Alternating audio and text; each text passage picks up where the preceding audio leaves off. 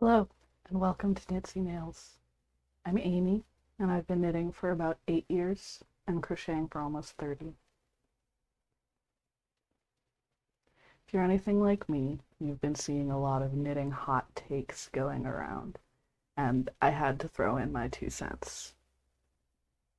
This might get a little spicy.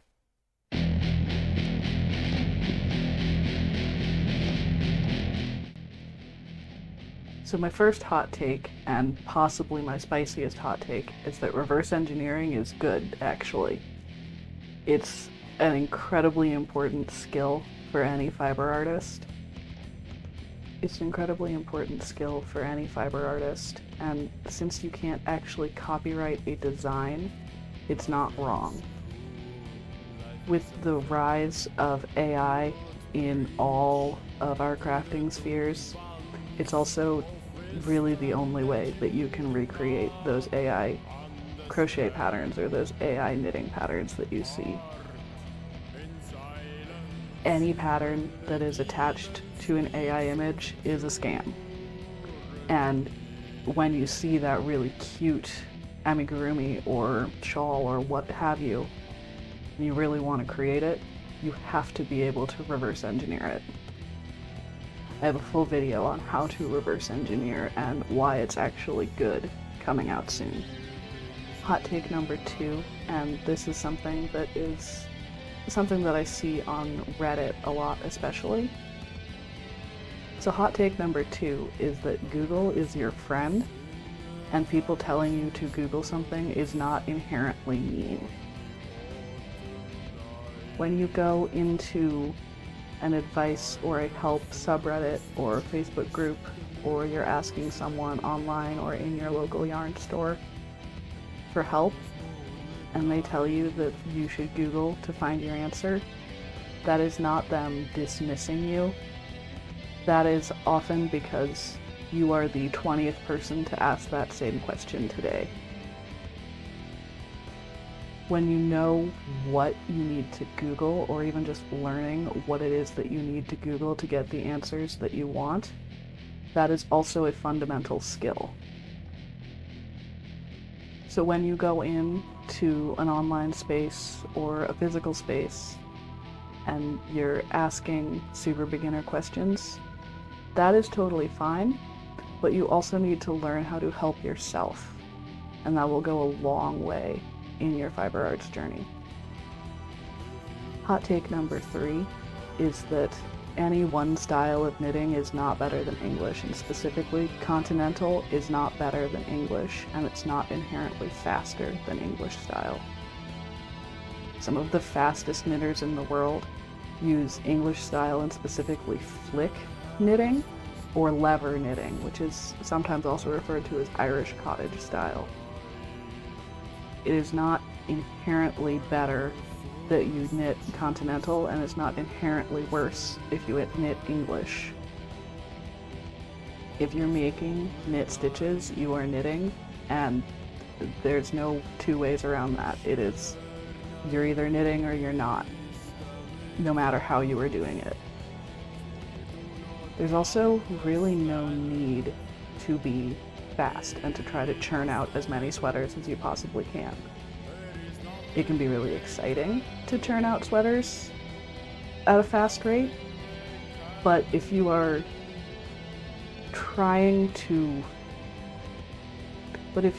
learning continental simply because someone told you that it's faster and you want to churn out sweaters more quickly, there's no inherent value in that. And honestly, people who are churning out 10, 12 sweaters in a year, I question if they're actually wearing all of those, and if they're actually enjoying the knitting process, or if they're just trying to churn out a new sweater. Hot take number 4, and this one is also fairly spicy. The rush to monetize your hobby leads to mediocre work. If you have decided, I want to start a crochet plushie business, so you go and you buy a bunch of bulky weight chenille yarn and you learn a couple of free patterns, and that's all you do, you will focus more on churning those out to make a profit than to expanding your skills and mastering the techniques that you already know. And that often means that they look kind of sloppy. This is also super true with pattern design.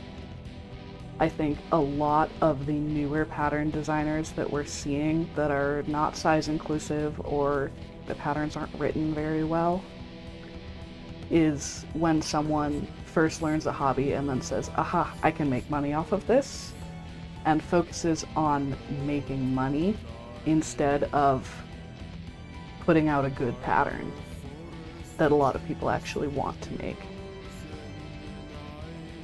Hot take number 5 is specific to a type of heel construction that I don't think should be paid. So hot take number 5, the Fish Lips Kiss heel is not worth paying for. It's, I think, like $250 now. They raised the price recently. It is not anything special. It's just like 16 pages of measuring and a couple of pages talking about like why hand knit socks don't fit the same as commercial socks, and just a bunch of stuff that's not relevant, and then like 3 pages of actual pattern. In that 3 pages of actual pattern, you will find a shadow wrap heel. It is exactly the same as a shadow wrap heel, besides one extra step that is maybe required. I don't really think it's worth it. So don't buy the Fish Lips Kiss heel. Just do a shadow wrap if you think it's going to fit you better.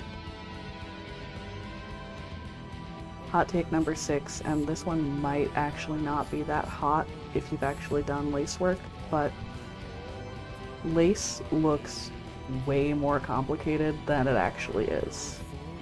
I was very afraid of making lace for a long time, and then last year I finally took the plunge and I made my first lace project. That is this sunset shawl that you can sort of see here. And it is quite literally a couple different types of decreases and yarn overs.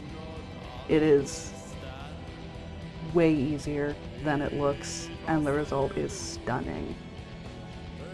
So if you, like me, are intimidated by lace, just jump into a pattern that you think is really beautiful and work on it. It's not nearly as hard as it looks, and you will feel so accomplished when you're done.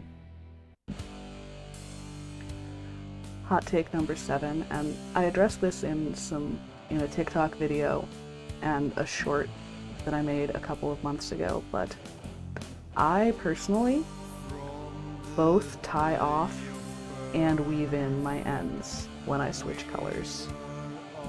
I think doing one or the other is not secure enough, because I know myself well enough to know that I wear my knits hard and I want them to stand up.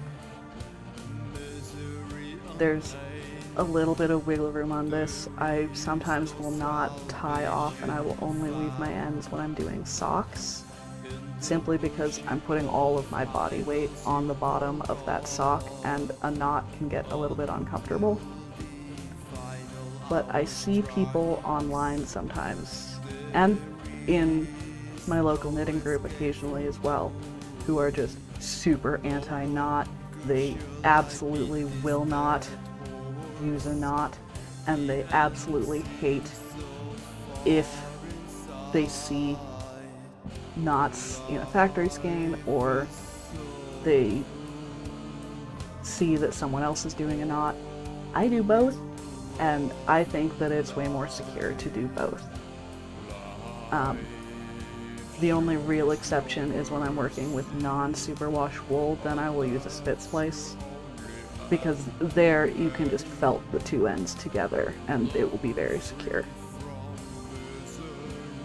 Hot take number 8, and I've seen this one actually going around in a lot of these lists, and I fully agree with it. I don't like the look of bulky yarn the vast majority of the time. For things like blankets, occasionally for some stuffed animals in the right context, It can look nice, and on blankets especially, it's squishy and good.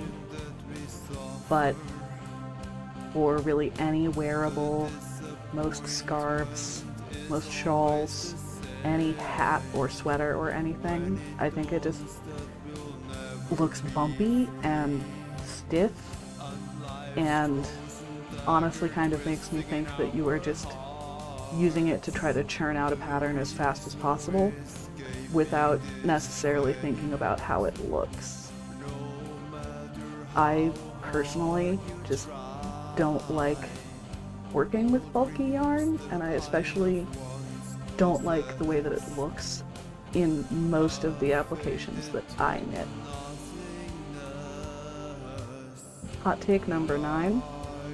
I am not knitting a garment if it can't go in the washing machine. I will only use acrylic or cotton, linen, bamboo, or superwash wool for a garment or a scarf or something that I'm gonna wear out and about. I need to be able to wash something in the washing machine.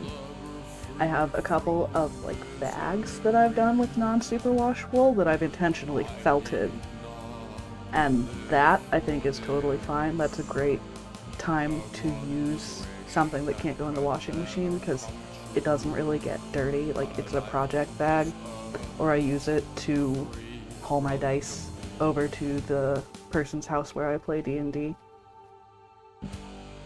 But for any garment, anything that goes on my body, it has to be able to go into the washing machine. So for most cases, that means I'm using superwash wool.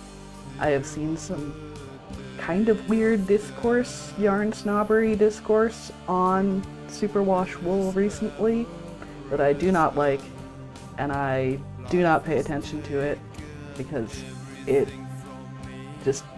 works the best for me, and especially for things like socks. I don't care how clean you are, your feet are gross, and your socks go on your feet, therefore your socks need to be washed very well. I also know myself well enough to know that if I have to hand wash something, I'm not going to wash it, so it's not even worth making, so that I can just put it on a shelf to look pretty and never ever wear. And then finally, hot take number 10, which is kind of the opposite of some of the other ones that I've seen. Swatching is not that bad, and it's actually important most of the time. However, I don't block my swatches, and I reuse the yarn. So I usually will cast on 30 or 40 stitches of whatever yarn that I'm planning on using for whatever project, and I'll do 20-30 rows in the stitch pattern just to make sure that I am hitting gauge or I'm near gauge, and then I just unravel that and use that at the beginning of my project. I probably should block my swatches, but I've never had an issue with it yet. And I personally, for myself, like very fancy and expensive yarn, and I cannot abide by wasting a good chunk of it to make a proper blocked swatch. For me personally though, it is important to do some swatching just to make sure that I'm somewhere near gauge, because I almost always have to go down 1 or 2 or sometimes even 3 needle sizes to get the gauge that the pattern recommends. On the ballerina wrap sweater that I'm working on, I am using the size of yarn that's recommended, and it recommended using a size 6 or 4mm needle, and I had to choke all the way down to a size 3 to get even close to gauge, and I'm still a little bit off, but I just made one size up and it's fine. Do you share any of my hot takes?